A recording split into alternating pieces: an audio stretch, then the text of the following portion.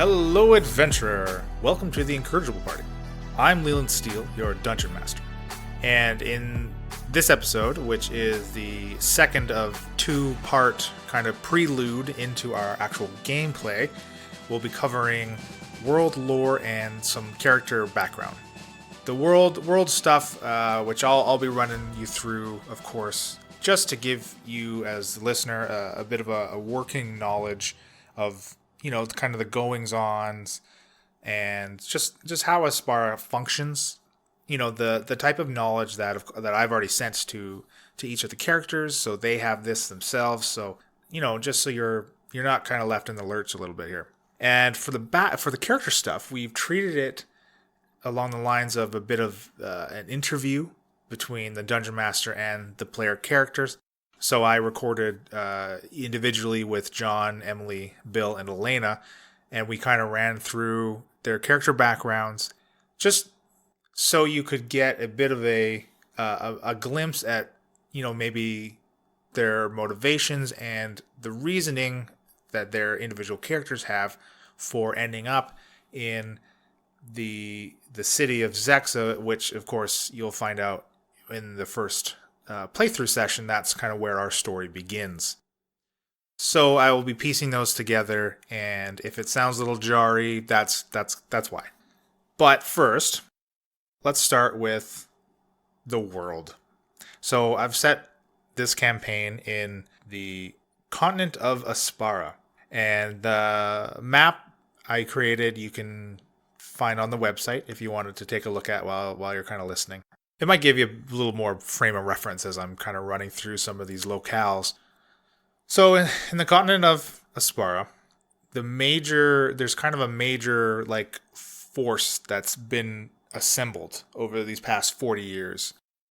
They go by the name of the Paladins of Cultus, founded by Samuel Cultus. They're a group of fanatics that have a very strong presence in southern Aspara, where their citadel is located. Very little is known about their motivations and ideals outside of the tight-lipped members. Of course, rumors spread, and they still circulate. Some people say that Cultus fancies himself a god amongst men, demanding fealty from his followers. You roll over to the next city, and you'd hear others say that he's just an adept warlord filled with illusions of grandeur, amassing his powerful army for who knows what kind of endgame. But regardless of their intent, they have seized a large swath of land around their citadel, where they've enlisted a number of small farming villages so they can properly supply their growing numbers. They maintain a pretty strict line of outposts and watchtowers that they, of course, guard vigilantly against entry of non-followers, whether they be friend or foe. And so these paladins, though, they're very, very rarely seen in the northern regions of Aspara. Their own established borders, they typically reside within, leaving the rest of Aspara alone, showing no interest in the major populace. Even for recruiting methods, there's no Yvonne at Niage, join the Navy kind of thing. Although historically there have been two occasions to the contrary. So about 35 years ago, very shortly after Samuel founded the Paladins of Cultus, they set up shop on the Sorrowful Isles, which are a cluster of small islands that were west of their main temple. So they kind of sailed there, they made landfall, and they erected these tall towers that shone a deep blue, which is clearly visible from the mainland. And the lush green flora over time of the Sorrowful Islands, whatever these towers were purposed, they've replaced all this foliage and just killed it off, and what's left now is, of course, a bleak and barren landscape of dead trees and turned soil. Luckily, though, these isles were uninhabited, as far as intelligent races goes anyways. Shortly after that, only about 18 years ago from the current time that the campaign is set, they did the same thing that they did with the Isles. But this time they had their sights on the Faelarian forest. Again, continuing just further, they're moving kind of just furthering west, making landfall at this southern tip of the Faelarian forest on the western side of the continent. They arrived with the same game plan. They throwing up these towers, emitting this blue light that could literally be seen from like almost across this continent. But unlike the Sorrowful Islands, the Faelarian forest is inhabited by many intelligent races, and they're not taking too kindly to this organization, coming into their home and messing things up. Underestimated at first, the Faelarians were victorious in driving off the invaders, but the Paladins returned 20-fold, slaughtering the initial opposition force and getting a foothold on the mainland, where they finished construction of their first tower. From there, they slowly pushed north over the years. Their numbers too great and organized to be fully stopped. Anybody or anything that got in their way was destroyed.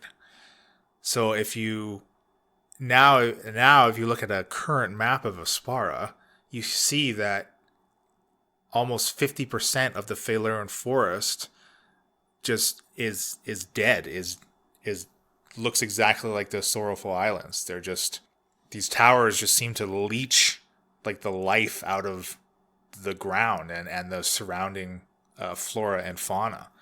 And this continued for 17 years, almost 17 years to the day of their initial landing.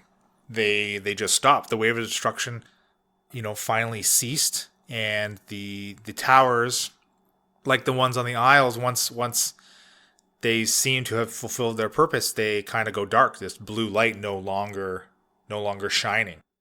And of course, there's still the dead forest, and there's still the Paladin presence. Very minimal now within the Faelarian forest, but enough to still deter, maybe any retribution that some of the survivors of this destruction may have in their head. And now, of course, a full 18 years after the first landing in Faelarian forest, these paladins, there's been sightings of their forces mobilizing outside of their frontline border. So they are now kind of moving northward, along with reports of deep blue lights visible in the darkened night skies. So obviously something nefarious, potentially. Definitely these towers are clearly harmful to the land itself, harmful to anyone that gets in the Paladin's way.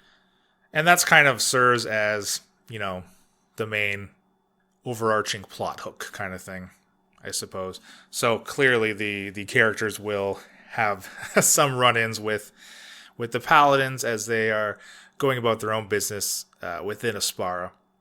But now I think I'd like to go over some of the more important cities and locales of Aspara, starting with Drukhall. So Drukhall, very publicly known for its seedy underbelly and easily the most dangerous city in all of Aspara. This is due to the fact that there isn't a worldwide law force. Each city kind of governs itself and maintains its own peace and civility, but Drukhall simply chooses not to. Depending on which crime boss is running the particular district you're in at the time, will dictate the level of security that you may or may not be entitled to. It's a very scary city for those unacquainted with it, for sure.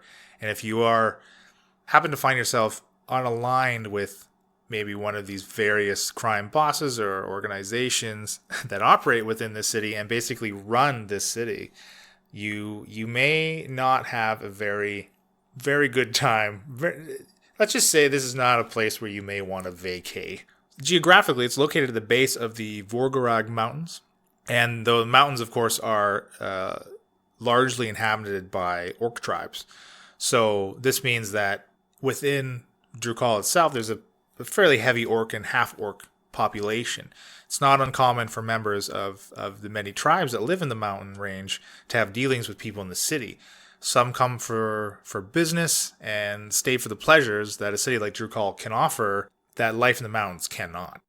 And we may as well move on to the Vorgarag Mountains. So, like I said, predominantly inhabited by the tribes of orcs, and they're in constant border skirmishes amongst each other.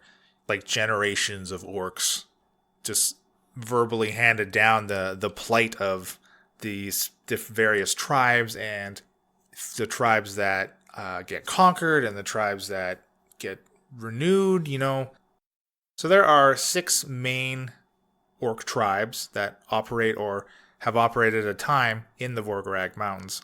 We have the Rockshod tribe. Now they're the strongest tribe of these 6 for sure.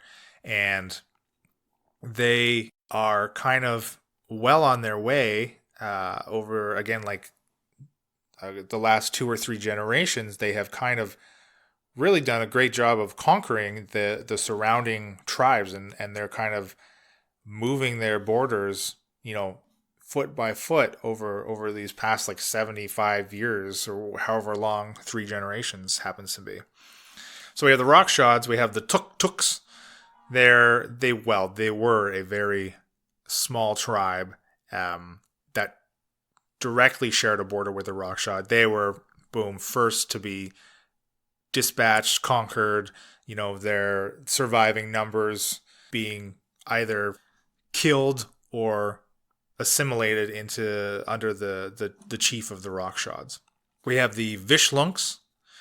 Now, they were once actually allied with the Tuk-Tuks against the Rockshods, but a rogue member of the Tuk-Tuks broke that pact via an assassination attempt on the Vishlunks war chief that clearly didn't work, for one, and really severed any hopes of this very tentative and tenuous alliance that can really even be struck up between 2 orc tribes.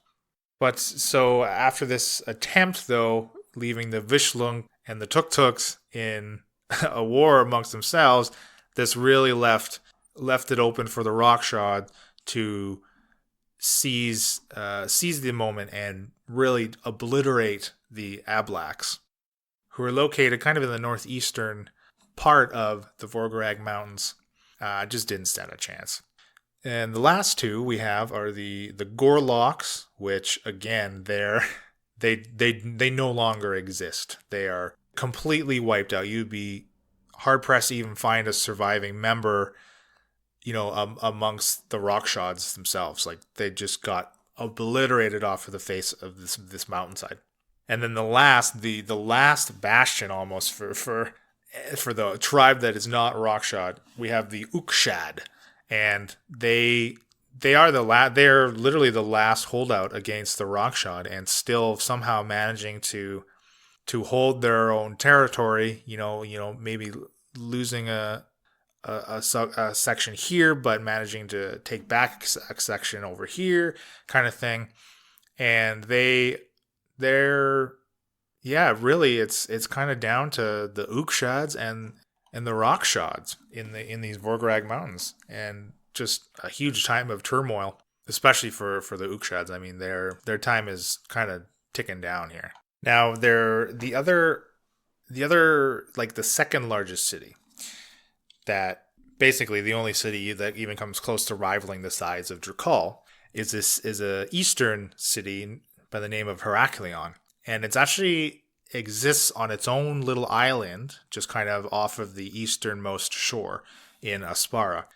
Whereas, of course, Drukal is in the western kind of hemisphere where the Vorgarag mountain range lies. So they're almost at opposite ends of one of physically of Aspara, and of course on the spectrum of operation. I mean, Heraklion it's a place of arcane knowledge.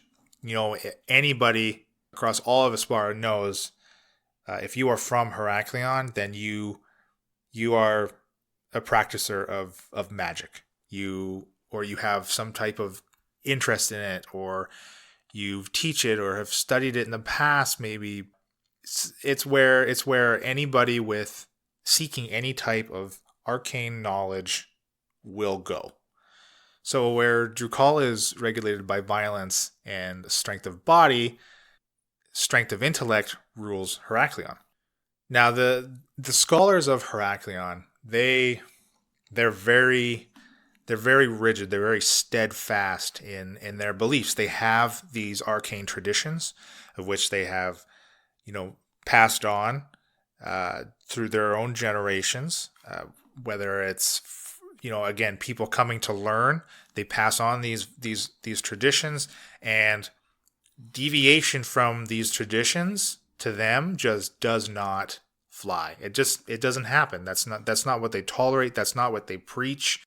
Their practices are incredibly theological. So if one were to come to Heraklion and maybe have ideas of something that's outside of the norm that these practice scholars generally teach and perform themselves, then that's going to be looked upon pretty unkindly as one of our characters, experiences in his past.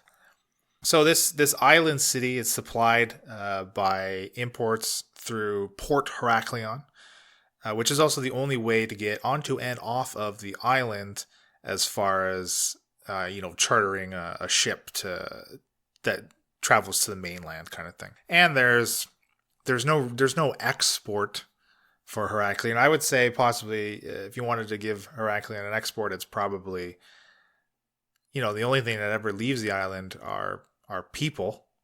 And again, even that very rarely. Generally, when someone comes to Heraklion, unless they're arriving for something very specific, they generally stay. I mean, they get indoctrinated, for lack of a better term, into these traditions, and they become part of it. They become part of this machine, this arcane machine that purports and perpetuates the stagnation almost of these traditions. Now, I already mentioned a bit about the Faelaren Forest, but let's go over that a little bit here. And the Faelaren Forest, generally home to elves and half elves, that kind of thing. It was devastated in that paladin occupation, and these people, the people of Faelaren, are basically the only people in Aspara that are at all concerned or in revolt against the paladins of Cultus. I mean, it's interesting. The rest of the northern parts of Aspara have a very it's NIMBYism, right? It's not my backyard kind of syndrome. The paladins aren't bugging them. What do they need to bother with the paladins for? Now, other than by boat, the only way into and out of the Faelaren Forest is through a little kind of passage town called Oppidum Silva. It really serves as the only point of contact between the inhabitants of the Faelaren Forest and the rest of Aspara. You do have to travel through the city if you want to enter or exit Faelaren. And people in Oppidum Silva, they hate the paladins of Cultus just as much as the inhabitants of the Faelaren Forest do. And that's kind of really it for the major locales. There's plenty of other smaller cities, some of them small enough to really be considered more of a town, kind of sprinkled across Aspara. Now, the city that our adventure actually begins in is the city of Zexa. And it's kind of known, especially in Heraklion specifically, like rumors of some type of new magic that's said to have originated from Zexa have spread. And of course, the scholars of Heraklion just scoff and almost brush it off as inconsequential. I mean, again, that's new magic that falls well outside of their beliefs and their traditions. And the Zexa itself, the city, other than these rumors, it's quite isolationist. It's very untrusting of of travelers, of passers through, anybody who isn't a Zexan. It's actually not uncommon for some travelers to visit Zexa and never be heard from again. And that's kind of where our story takes place. Once we get into the character stuff, you'll get more of an insight into why our player characters have traveled there. So I'm gonna stop blabbering on and let's get into it. Hello, Emily. Hello, Leland. How are you?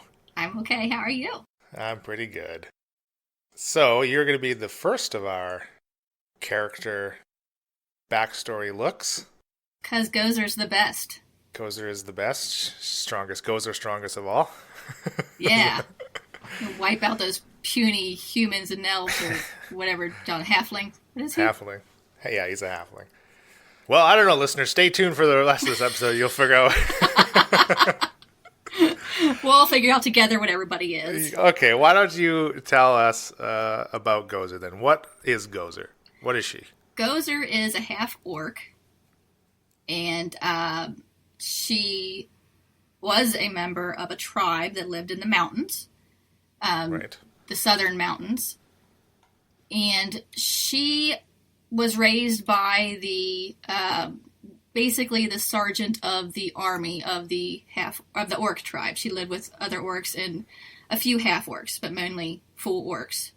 But her father was the sergeant of their army because they were constantly at war with the other orc tribes in the mountains.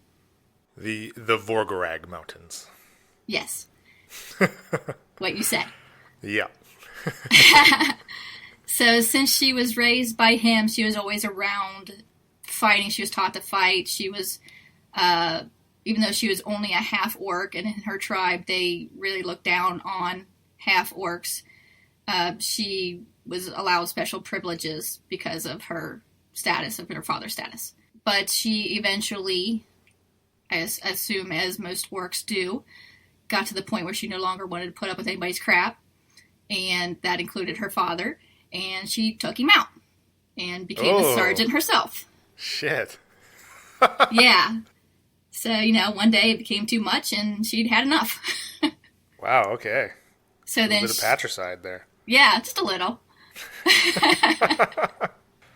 So she took over being the sergeant of the army and raised herself in status till she was basically the general of the whole army of their tribe.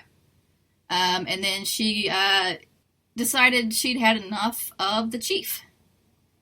But she didn't feel she was going to be able to do anything about that. She wouldn't admit it, but she was a little scared of him still. But her best friend, Lyanna, basically talked her into it. Said, she and Lyanna had been friends their entire lives. Lyanna was also a half-orc, but since she didn't have a prestigious father, she was pretty much the dirt in the tribe. Everybody looked down upon her, but they were friends. So Lyanna backed her up and told her she would be a better chief. Because Gozer wanted to make changes to the tribe so that the half-orcs wouldn't have it so bad. So Gozer challenged Clash, the chief, to a duel. Mm-hmm. Didn't go well. Well, you're alive, though. Well, yeah, see, what happened was Gozer and Lyanna made plans for a while before the challenge was thrown down. And Gozer had told Lyanna, if I don't defeat Clash, I will be killed. There's no point in making plans or contingencies for anything that might happen after that. It will be the end of me. But Lyanna didn't accept that. And so Lyanna and Gozer had a place where they would always meet as children to get away from everybody else in the tribe. And they could just be themselves. So Lyanna had told Gozer that she would have supplies for her there in case the duel didn't go well and Gozer could get away. Gozer would be able to go get those supplies and get out of the mountains. But Gozer told her, don't bother with that. It's going to be either I'm going to be chief or I'm going to be dead. But Lyanna went ahead and did it. And during the duel, things were not going well, and Gozer was on the ground. It was almost the end, and Lyanna came up and basically caused a commotion, got everybody's attention, and Klask looked away long enough for Gozer to get away. So I took that opportunity and I ran.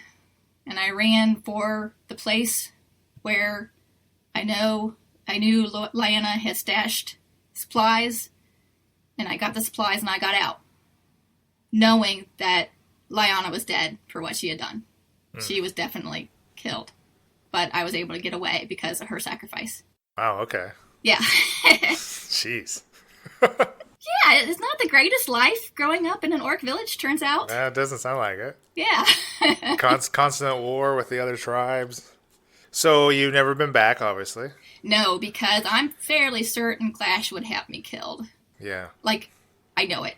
So even I went to the closest city to us, Drukal. That was my first stop along the way because we'd had dealings with the people there. And I thought I might be able to hide out there for a little while and basically lick my wounds and recover enough that I could move on. And there I ran into somebody that I'd had past dealings with named Shaft. And Shaft said he had things he needed to do that would take him out of the city, but he could use some backup. And I thought, well, getting out of the city is probably a good idea, because it'd be only a matter of time before Clash would send somebody here looking for me. So I went along with him. Right. And that kind of led you guys to ending up in Zexa. Yep. Looking for Shaft's bounty. Yes. Looking for Shaft's bounty. And I didn't know much about what was going on other than there was somebody we were looking for. He needed backup, and we were going to be leaving the city. That was all I needed to know. Pretty simple for Gozer. Yep. Easy choice. I mean, obviously, I like all of that because there's a lot of plot hooks that I can use as a DM, obviously. And so Gozer is pretty paranoid that she's being, looked for? Yes. Yeah, Gozer would be very apprehensive about going even back to Drukal, knowing that there's a good chance that somebody might be there looking for her. Right. I mean, if they're going to find you anywhere, it's probably going to be there. Yeah, and definitely not going to go back to the mountains. Right.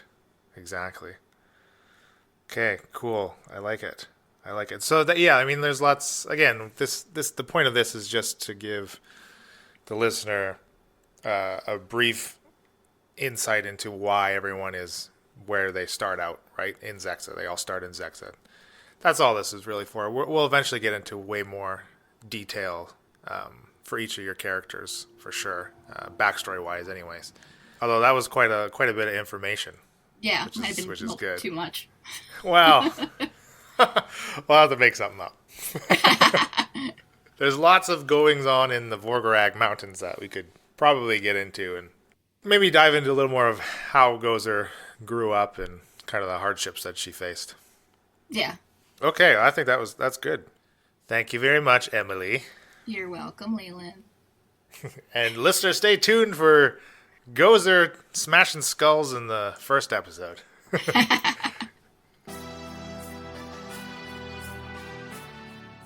Hello, Bill. How are you doing? I'm good. How are you, Leland? Pretty good. So why don't you tell us about your character? Let's start with race, class, and name. Sure. So I'm playing Falzarin. His race is a half-elf, and he is a wizard, starting out at level 1. And you hail from the Isle of Heraklion. Yes. Yeah, I've been in Heraklion since I was about 15 years old, and I'm leaving there for a couple different reasons, but ultimately ending up in Zexa looking for new magic or rumors of a different kind of magic than what I'm familiar with in Heraklion. Right. Of course, despite protests from one of your good friends, Brendel, in Heraklion, who is himself a student of the arcane arts, you decided to leave the comfort. I mean, you've been here almost on that island for almost 20 years, right? Yes. Yeah. I think we've developed a pretty good friendship over the years, and he thinks there's nothing good to be found out where these rumors are coming from. So he'd like me to stay, but my kind of insatiable need to learn more and experiment, I guess, is part of what's driving me to go look into this. Which is definitely something frowned upon, maybe not doing it justice, but definitely not something that is practiced on Heraklion. It's this community of elder magic users, kind of just very set in their own ways as far as arcane practices, that they've upheld for some of them, centuries, depending on their race. But even so, the same traditions passed down generation to generation. And by generation, I, of course, just mean, people have come to learn these practices. Right. Falzarin in particular, kind of not quite satisfied with the old ways, maybe. Yeah, I've always, sort of respected their way of doing things and their way of life, their beliefs that are very traditional on Heraklion, but I've always been interested in learning as much as possible, and I've learned a lot in the time that I was on Heraklion, but I feel like there's a lot more to be found, and I'm really intrigued by these rumors that I've been hearing for the past little while. Yeah. So there's definitely a bit of hard feelings, and I think a lot of the people who have been there for a long time and are respected in the community in Heraklion would kind of just wish these rumors would go away, wish that I would stop asking and talking about them. So they'll probably be glad to see me go. Yeah. I could definitely think of a few elders that would definitely be driving the boat to the mainland themselves if they really needed to get you out of there. Yeah, exactly. Right, and these rumors basically consisting of, tied very closely to some of the goings-on of which the Paladins of Cultus have been doing, whatever, erecting these strange towers that can be, the light emitted by them while in use can be seen like across the entire continent. And the Paladins have a long history of using these towers for whatever means that they need them for, and there's definitely some arcane ties there that I think a lot of the majority of the community in Heraklion, like you said, want to just pretend doesn't exist. Yes, exactly. Yeah, the towers, you can see this at night from across the water to the mainland there. So it's hard to ignore for sure. And the rumors have been going on, little snippets here and there, not a lot of real hard evidence about this or that, but lots of different things being said, and I can't resist the urge to go find out more and potentially come across new kinds of magic to learn, which is ultimately what drives me. Nice. I like it.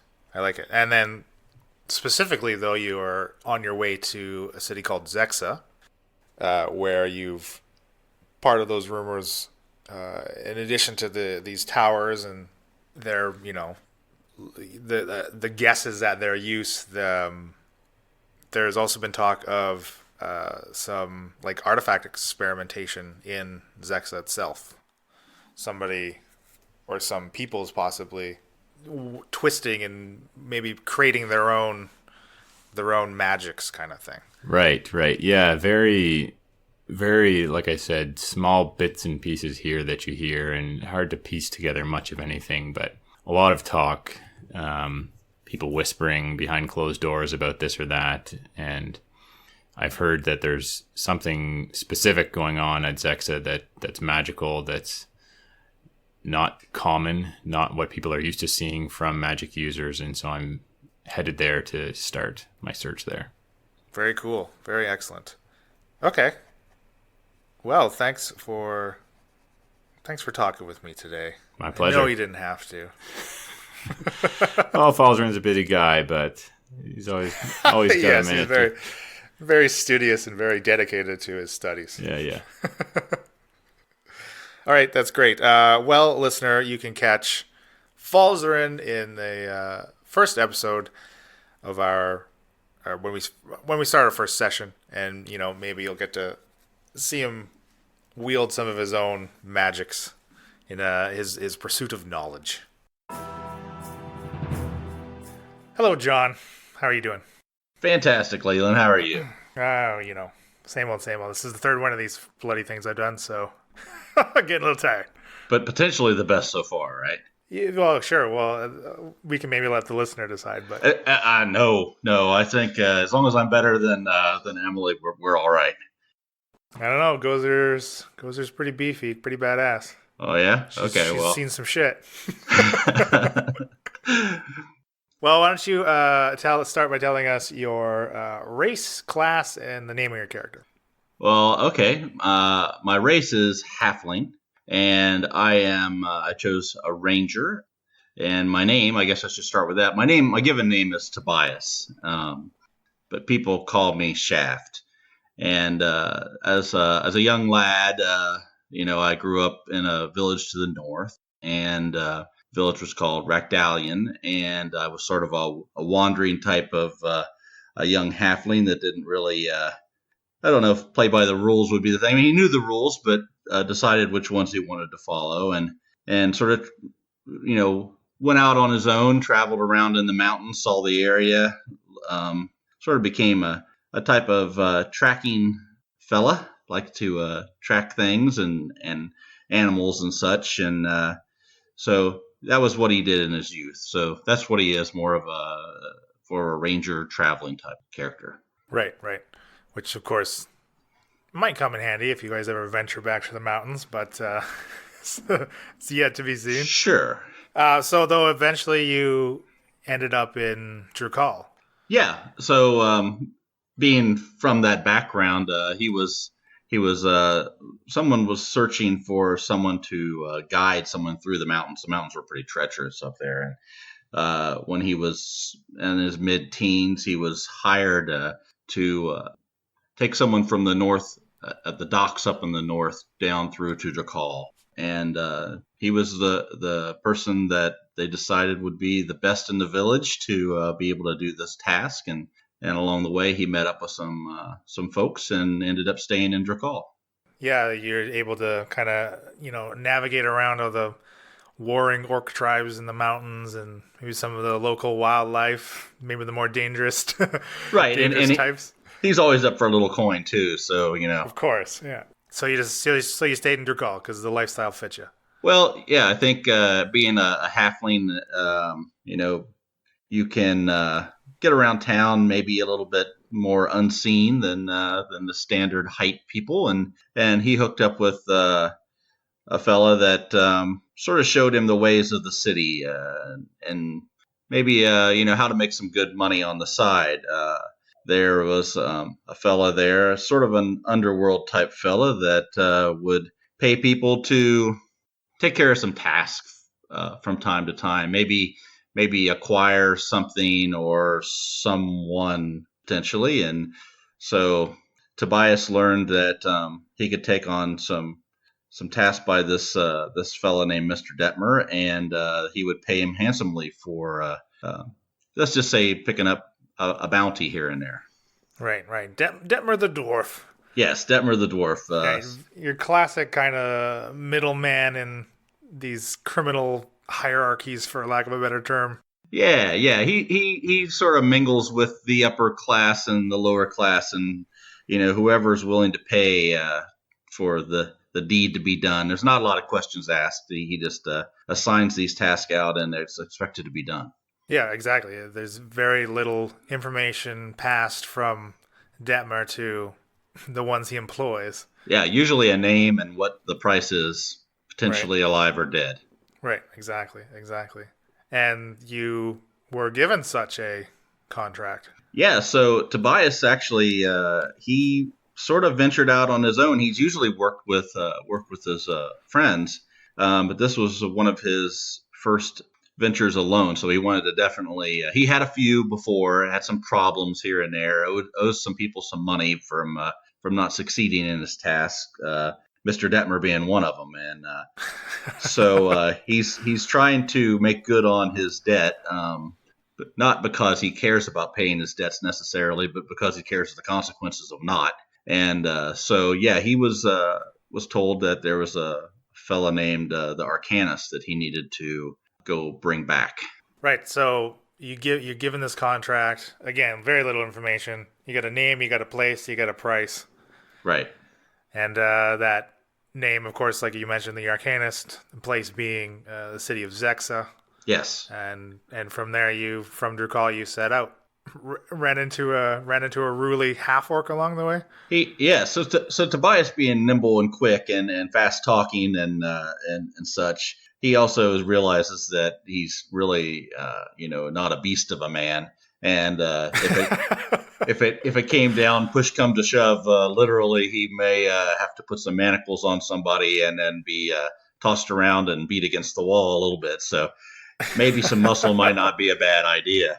Yeah. So he has a little bit of history with the orcs, and he saw this half-orc woman and sort of struck up a friendship, or quick friendship with a little bar escapade, and he sort of talked her into joining up with him so he could have a little muscle along the way. He doesn't really know what to do about the Arcanist yet. They've just had a brief experience in Zexa where they saw who they thought might be the Arcanist, and he looks to be somebody with some special abilities. He leapt away some 30 feet into the air, and this was a little bit surprising to Tobias, or as we call him, Shaft. And so, yeah, he's going to have to pull out some tricks out of his sleeve to be able to finish this job. I think you and Gozer would probably be fine. Gozer seems to be very obedient for barely knowing Shaft, but I'm sure he will not take advantage of that situation in any way, shape, or form. The eponymous gentleman is Shaft. Yes, yeah. Yeah, Shaft has a few flaws, and I think they'll become quite apparent. Right. But really, doesn't everybody? I mean, we're all just trying to overcome what makes us us. Well said, but I think I think Shaft knows his flaws, and he's fine with those, and likes to. So there's nothing for him to overcome. So that's right. There's no reason. Yeah, he's good, really. Oh, well, that's perfect. Then that leads basically right into where our adventure will start in our first session. Awesome. Great. Thank you. Thanks for sharing. Not a problem. See ya in the game. Hello, Elena. Hi. How are you? I'm well, thank you. How are you? I'm good. You are last but not least of our character backstories. And we are just going to touch on, like with everybody else, kind of the events that led up to you ending up in Zexa, where our first session starts. All right, let's go. So why don't you start with class and race and name? I am Bryn Amakir. I am a wood elf, and I have chosen to be a rogue. And you hail from... Oh, I hail from the Faelaren Forest. Do you want me to go into my archetype, or...? No, that's fine. Okay. You grew up an orphan for most of your life so far, right?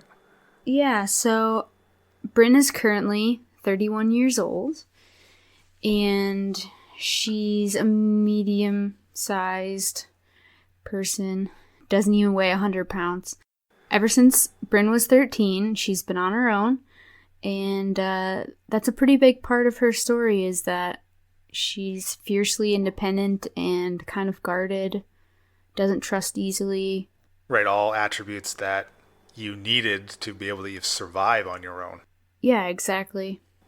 Especially since you grew up during the paladin of cultists, their occupation of the Faelarian forest. Yeah, so I grew up and the paladins were sort of always a part of life, I think, and just there was a lot of tension and there was a lot of conflict in the area. The reason why Bryn was on her own since she was 13 is because her parents were killed tragically by the paladins. So the paladins of Colstis were taken over the Faerlaren forest, and her parents were unfortunately victim to that. And Bryn actually watched her parents burn alive. They trapped them in a building and they were burned. And Bryn watched that and had to yeah, it's kind of heavy. It's my saucer eyes thing. Oh my goodness. Yeah. So she's not a huge fan of fire. And she's just scarred and has some PTSD with fire. But yeah, her parents, she's an orphan because her parents were killed by the paladins. So you grew up, a thief? Kind of stealing what you needed to get by, or what kind of stuff? Well, up until 13, I was just I had the privilege of being a kid to two loving parents, and there wasn't anything really stopping me, just learning and going to school. But yeah, I definitely have, since 13, I've picked up some skills. I'm definitely proficient in thief skills and sleight of hand, and I pride myself in being kind of an acrobatic person and jumping around and sneak attacking people. But yeah, I recently have been kind of taking bigger organized criminal jobs. Like answering to somebody. Yeah. Maybe wielding a little more power than yourself, kind of thing. Exactly. I haven't just been making my own path. I'm just kind of following some orders and making some money on the side. And I mean, essentially, you got kind of this big heist that a really close friend of yours approached you for, right? Yeah. So Ciari's my best friend, and she came to me with what she called a huge opportunity and said it would be really easy. We hit one of the paladins' old spires, and we heard that there was some valuables and things that they looted from our people, so we were wanting to take that loot back, but didn't go so well. Did not turn out that well. Well, of course, it wasn't just the two of you either. There was a 4-man team. Yeah, it was a 4-man job. So Ciari was with me, then there was me, and I met Krug of Crag, and I met this tabaxi named Prince Charmington III. Lovely name for a cat person. Yeah. Yeah, and I didn't know them. This is the first time I met them. This is the first job. And again, I'm not easy to trust, so I didn't particularly like them. But I thought we were gonna go in and just, take what we needed and get out of there. But it was an unguarded tower, but once we got in there were paladins and they were sleeping all over the ground, and so we were tiptoeing around them, stealing stuff, and Prince Charmington III decided he needed this amulet from Hank Appleby's neck. And Hank Appleby's is a big bad paladin boss, and yeah, very, very, his name is pretty prevalent. Yeah. And well known throughout the Faelarian forest, just due to a lot of his actions during the occupation and destruction of half of the forest. He gets his little dirty paws all over this amulet, and he stirs awake. So he wakes up Hank Appleby's, and Hank immediately reacts, and it does not end well for Ciari. As Hank cuts her down, chasing you guys out of the tower. Yeah, I didn't know if you wanted me to go into a lot of detail, because this isn't exact. Sure. Okay. Go into as much as you like. Hank wakes up, he immediately grabs his greatsword, he charges at us, and I pull out my I pull out my bow and I take a shot at him. And this is like my one chance to save my best friend in the world. And I could have shot him like right in the throat or the heart or the head and just like taken him out. But no, my arrow ends up hitting his thigh.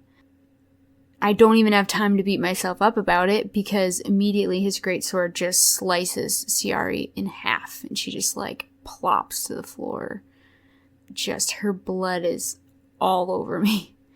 And so basically I just take everything I can and get right out of there and disappear into the night with no time to mourn. Just taking one look back at her and sprint into the trees. And that's my last encounter with the paladins, and really the last time that I had a friend that I trusted. Yeah, or the last time you saw Krug and Prince Charming III. Exactly. Yeah, I just left them in the dust. I couldn't be bothered. They just took my loot and ran. And for all you know, like they did the exact same. So, but this score gives you a bit of a leg up, though, and kind of gives you the means to get out of the Phaelaren forest. Yeah, so I scored a decent amount of gold. So, I mean, I have more opportunity to travel than I previously had, and maybe more incentive to get out of that area that's reminding me of just all this tragedy in my life, and to just forge my own way and find my own adventure. Right. Meeting up and ending up in Drukal, meeting your criminal contact.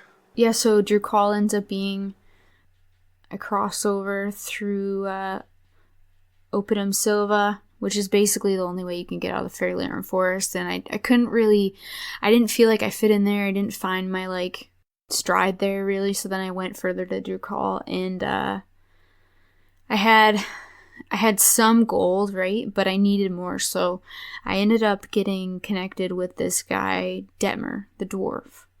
So Detmer the dwarf has kind of sent me a few jobs for now.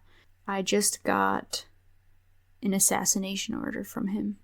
Ooh, your first one. Yeah, prior to the start of this game. So my first assassination, not my first, attack or fight at all. But right. I've never killed on purpose and with like specificity and right, with true intent. Yeah.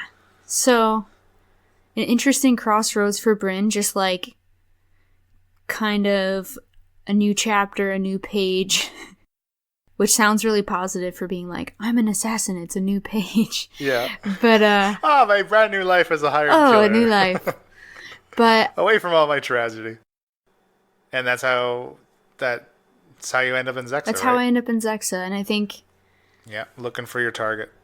I think Bryn has a lot that she just wants to leave behind. And so if she runs into people from her past along the way, it's really gonna shake her up, and like she just really wants a distraction. And so assassination isn't even something that, like, morally she is neutral, but she's just kind of like trying to distract herself from all this past pain and the loss of her friend and the loss of her family. Okay, that's great. That's heavy stuff. So Bryn's looking for Sardo the Magician to murder.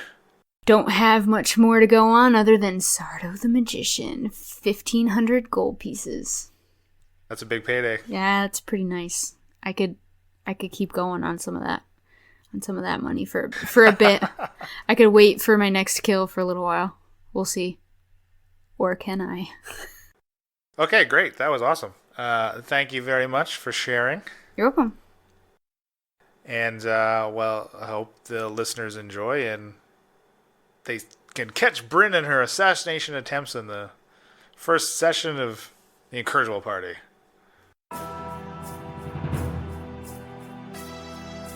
And that will do it for our world lore and character background episode. Our intro and outro music was created by Josh Jarvis. For your own musical inquiries, you can contact him at jamesmercurymusic@gmail.com. The Incorrigible Party is sponsored by Critical Hit Design. For all your graphic design needs, visit criticalhitdesign.com. And for more information on all things Incorrigible Party, our website is incorrigibleparty.com.